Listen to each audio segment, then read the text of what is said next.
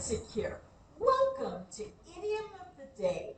Today's idiom is buyout.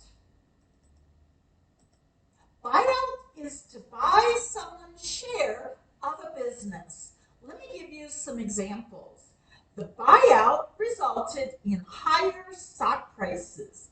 Our biggest competitor tried to buy us out, but thankfully their takeover attempt failed. Buyout, one word, is the noun. The phrasal verb is separated and the object goes in between. Today's idiom, buyout, to buy someone's share of a business. Today's idiom was taken from 505 Business Idioms and Phrasal Verbs by Clare Whitmell. The link to Amazon is provided. Please visit me at businessenglish123.com. Thank you.